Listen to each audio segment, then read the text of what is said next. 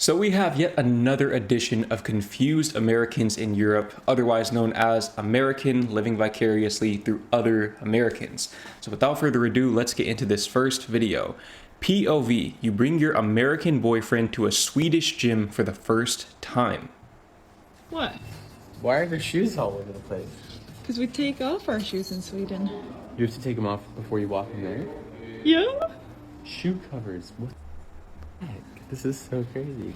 Okay, so right off the bat, mind you, I am somewhat of a gym fanatic. I have been to gyms all over the world. Every place I've been to, just about, I've been to a gym there at some point or another. This is something I have personally never seen before. Now, mind you, most of the gyms I went to in Europe were in the Netherlands. So maybe the Netherlands is just a little bit different in this regard, but Thailand, Vietnam, all across the US, I have never seen that rule in place. I've heard that that's a thing in Germany. So let me know what country you're from in the comments and if the gyms require you to take your shoes off where you're from. Because it's my understanding that you have to have gym shoes, and the gym shoes cannot also be outside shoes. So in other words, you can't wear your gym shoes outside in the elements and vice versa. That's my understanding of it, but let me know how that rule works where you're from, if you have that rule at all. Yeah. Well, aren't you going to work out in those? That's what I'm saying. I don't know. Yeah, but... Why do we take our shoes off when we're going to work out? Because people bring other shoes.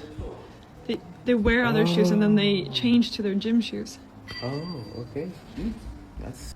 So I think something that really stands out to me about this system here, and by the way, here in Asia, I'm in Vietnam as I'm filming this, and we just left Thailand, my girlfriend and I have seen something similar, usually at massage parlors. Now, I've never actually been to one of those massage parlors, but when you pass by them, generally you'll see a whole bunch of shoes just outside of the door.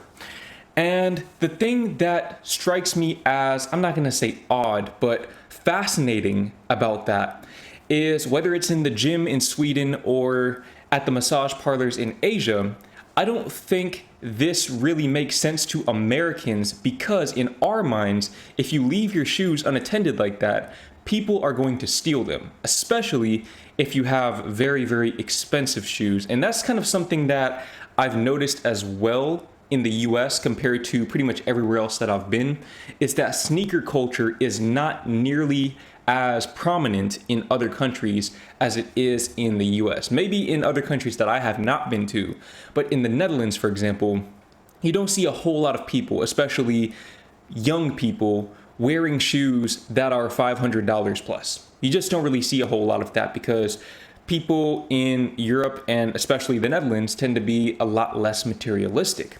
So in the American mind, leaving your shoes unattended is cause for concern. It means that you're going to come back and your shoes are going to be gone and you are basically SOL. But when I see this right here, I'm saying all of this to say that this lets me know that Sweden, Thailand, and Vietnam, at least those three places that have these sorts of rules in place, are high trust societies. And that is generally a very, very good sign of a high functioning society overall. But again, let me know if you have a similar rule in your gym where you live, because best believe that that is not a thing anywhere, and I do mean anywhere in the USA. On to the next video. POV, US company tries to hire a French worker. We would love to have you work for us at XYZ company. Here's your very generous job offer. I have a question. What does this mean, sick days? Oh, that just means how many days you can be sick from work. Okay, so this right here, mind you, I've never worked at a corporate job, but I have worked at jobs before in the US. It's the only country I've ever worked in. But I've worked at jobs, and I don't remember what the sick day policy was for those jobs, but I guess they didn't really have much of a sick day policy because you got paid by the hour.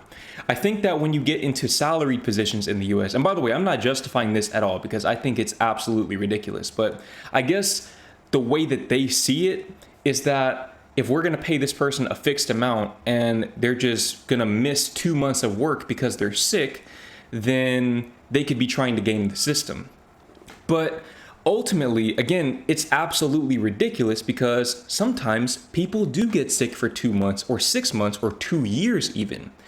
And you can't limit somebody's sick days because ultimately, while you can take certain measures to ensure that you stay as healthy as possible, you can't necessarily control if you get cancer or not, or if you're born with some sort of autoimmune disease that flares up unexpectedly.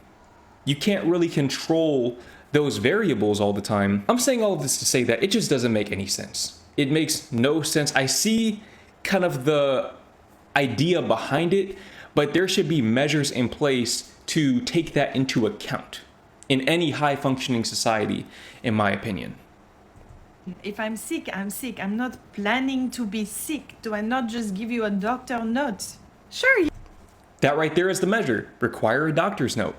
It's that simple. Require a doctor's note, require proof that the person was indeed sick and that they weren't just missing 2 months to go on vacation on the money that you're paying them while they're sick, and you solve the issue. You could give us a doctor's note, but if you take more days than that, you just won't be paid. That is so funny. Okay, next question. And it says 10 days of vacation. Yep, that's right, 10 days. It's a very generous vacation policy. Okay, I understand. So, mind you, just for context, it's my understanding, again, I've never worked a corporate job, so if you have more corporate experience in the US, then correct me if I'm wrong in the comments. It's my understanding that companies are not legally obligated to provide you with any paid vacation at all. So really, employers have almost all of the leverage in the USA, which is why people say the USA is a corporation, not a country, because they don't have to give you any paid vacation. And on top of that, you're at will. We'll see if she mentions that throughout this video. It's 5 weeks plus 10 days more. Oh no, you only get 10 days. But there are 30 days in August and I do not work in August. You're expected to work in August. You are hilarious. Okay, so this is something that I noticed throughout some of the other videos I've reacted to as well. I noticed that people in Europe tend to sort of coordinate as a society which part of the year they're going to take their vacations. So I reacted to a video from, I believe it was Sweden, maybe a couple months ago. And it was this person walking through their office in July, I believe. And the office was completely empty except for them, because apparently everyone in Sweden takes their vacations in July. And I also found out fairly recently that in France, everyone takes their vacations in August. What I want to know is, how do you determine what month you're going to take off? Because I think I read a comment where someone said that generally it's patterned around school vacations, things of that nature. But what makes someone in France choose August instead of July, for example, if they're both part of the summer vacation? Let me know in the comments if you have more insight on that. And let me know, if you're from Europe, what month people in your country typically take their vacation. Understand, it's all a joke. $200 for health insurance. Oh my goodness. Okay, where is the real offer? It's not a joke. Okay, so she mentioned $200 for health insurance. Again, I've never worked a salaried position, never had any sort of job where I had any kind of health insurance benefits at all. But generally, again, corporations have all the leverage because a lot of people in the US are getting their health insurance through their employers. And what this means is that the employers can kind of treat them like crap because they don't really have the luxury of operating without health insurance, especially if they have a family. So again, it's kind of criminal how the American corporate system operates. And I don't want to sound like a tinfoil hat, conspiracy theorist, soapbox preacher, whatever, but at a certain point, common sense has to enter the equation. And we see other societies that function very well where they have better work-life balance, and even though they don't get paid as much in monetary terms, when you average it all out in terms of the cost of living and the benefits they receive just from being citizens of that society, a lot of times they are coming away ahead even if their salaries are lower. This is the real offer. Seriously. No. In France, we don't do this kind of bullshit. This is not a real job offer. It could cause a revolution in France. You can take this and shove it up your... Yeah, that right there is a big part of why I was so adamant about working for myself. Now, it's interesting because sometimes I wonder if I had grown up in Europe, in a place like France or the Netherlands, so on and so forth, because I know that maybe there are some countries that are a little more restrictive than others, even by European standards within Europe. But if I had grown up in a place like that, I wonder if I would have had the same degree of disdain for the 9-to-5 system. Because I made a decision pretty early on in my adulthood, probably around 17 or 18 years old, that I just wasn't going to work a 9-to-5. I was like, I am not going to work a 9-to-5. I don't want to be told when I'm gonna have to wake up, when I can go on vacation, so on and so forth.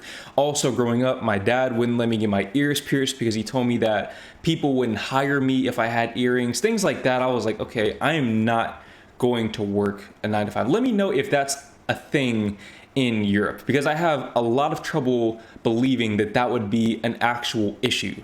Piercings, tattoos, hairstyles, things of that nature in European companies. I have to imagine that there are laws in place to prevent that sort of discrimination from happening. But again, in the US, they have all of the leverage. So they can tell you, hey, you have to cover that tattoo up or you don't get health insurance. That's basically the position that a lot of Americans are in. And I'm grateful to be in a position where I don't have to deal with that. But again, if I had grown up in Europe instead of the US, it's very possible that I would have just followed the traditional path. And this is not to mention student loan debt that you have to accumulate in order to get a job in most cases in the US. So when I say they have all the leverage, they do have all the leverage. On to the next video. 3 Polish things that would send Americans into a coma. 3 American things, or 3 Polish things. 3 Polish things that would send Americans into a coma. First thing is, Polish people only drink warm water. And guess what? When I was in America, I realized that Americans store water in a refrigerator. How crazy is that? Well, Okay, so when they say warm water, do they mean warm water or do they mean room temperature water? Because as you can see, I've been taking sips of water all throughout this video.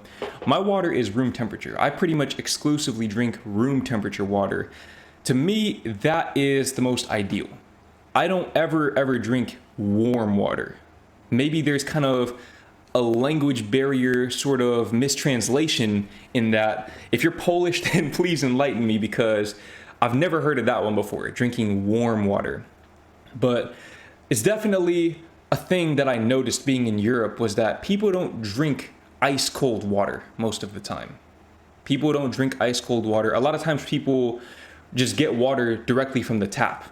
And at least in the houses that I was in, people didn't necessarily have ice makers like they do in the US. Growing up, I always drink ice cold water, but at a certain point when you're drinking a certain amount of water, it becomes a lot more practical to drink room temperature water. And I think, if I recall correctly, correct me if I'm wrong here, but I believe room temperature water aids the process of digestion more than cold water. I could be completely wrong about that. That could be pseudoscience. But I vaguely remember reading something like that some years back, probably on Twitter or something. So if you know more about that, then let me know in the comments. how would you do it? What is the reason behind it? Why is the water in the fridge? I think it quenches your thirst better when it's cold. No, it's too cold. It literally freezes your throat. I don't know why people do that. Like, we like cold water in States, Yeah. overall. Yeah. But Like- dang, warm, but you guys do drink warm water. We drink warm room water. temperature water. Okay, and the second, Okay, so he just specified room temperature. That's a whole different thing, mind you. That's a whole different thing. I think part of it might also be the extreme climate in the US. Now granted, not everywhere in the US gets very hot, but the place that I come from, which is the DFW area, Dallas area in Texas, it gets hotter than probably anywhere in Europe. On a regular basis, that is. It also gets cold. It gets kind of colder than the Netherlands at times, which I think would surprise a lot of Europeans, is the fluctuations in temperature. But that's besides the point.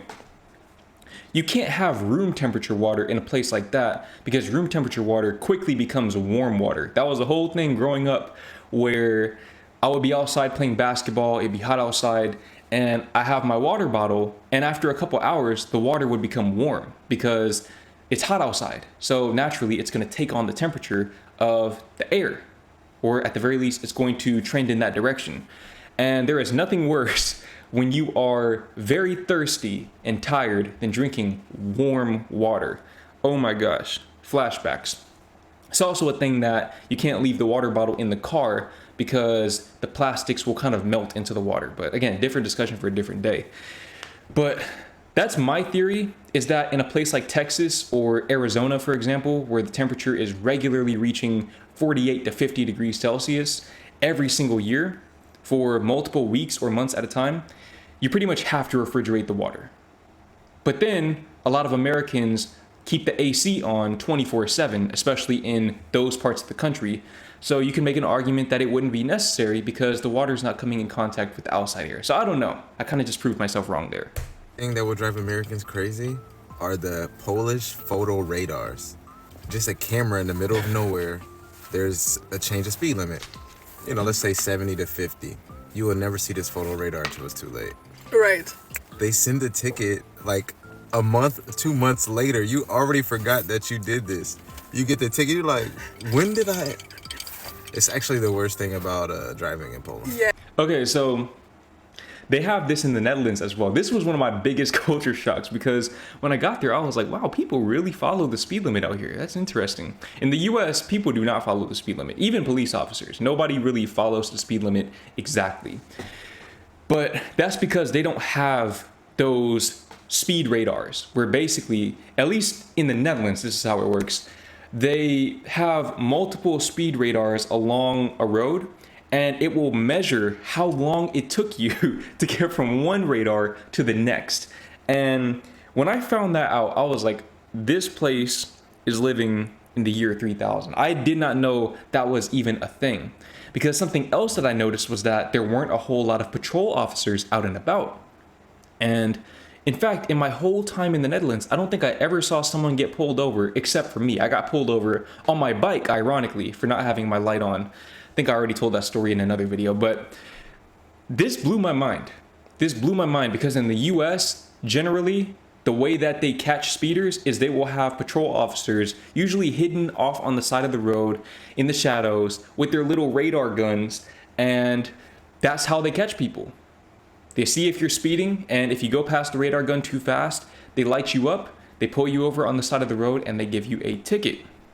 But in the Netherlands and evidently in Poland, they don't really do a whole lot of that. They are sending you that ticket in the mail. Let me know if they have that in your country as well in the comments, because again, that blew my mind coming from the US. I got one recently. It was like 5-hour road trip, and it was like 20 photo radars on the way. Literally. Like 20. And the third thing. Also, something else that I vaguely recall was that in the Netherlands, I believe there are apps where people can see where the radars are located. So I know a lot of people are using those apps so that they can kind of work their way around that. But generally speaking, I just noticed that in Europe, at least the places I've been to, people didn't speed as much overall. In Poland, there's literally no grape jelly, no grape soda. No grape products. Now, this may not seem like a big deal to some people, but Americans, you know how many times I've been fooled by black currant? I haven't seen one grape product in Poland besides wine or raisins. Yeah, that's it. You don't have nothing else. Nothing in between. And it's not like we don't have grapes. And in America, you don't have no other flavors. Only grape jelly. Well, we have some other. I wouldn't say that. I mean, in the US, when you go to the grocery store, you're gonna see 5 different flavors of jelly, and there's gonna be about 100 of each of them, especially in Walmart and Target and the bigger stores. But I guess because she had never seen that before in Poland, it probably stuck out to her the most. But this right here is interesting because grape products, if you've ever had grape jelly, for example, they don't actually taste like grapes. When you have strawberry jelly, it kind of tastes like strawberries, albeit with a lot of sugar. Or if you have, what other flavors do they have? Raspberry jelly, it might taste somewhat like raspberry. When you have grape jelly, it doesn't taste like grapes in the slightest. So maybe it's the most artificial out of all of them. And if they actually made real grape jelly, it wouldn't taste as good. But I don't know. If you know more about this, let me know in the comments. You don't have no other flavors. You don't have a plum jelly. This is the most common in Poland, plum jelly. We have strawberry jelly. Rarely. I had to introduce him to the real jelly. Like, he didn't know the real jellies. Wow. Right? Right. I'm trying to remember what kind of jelly I was getting in the Netherlands, because I was eating peanut butter and jelly sandwiches every day for lunch for pretty much the entirety of my time there. So I know I was getting jelly, but I don't think I ever got grape jelly. And now I'm wondering if I ever saw grape jelly there.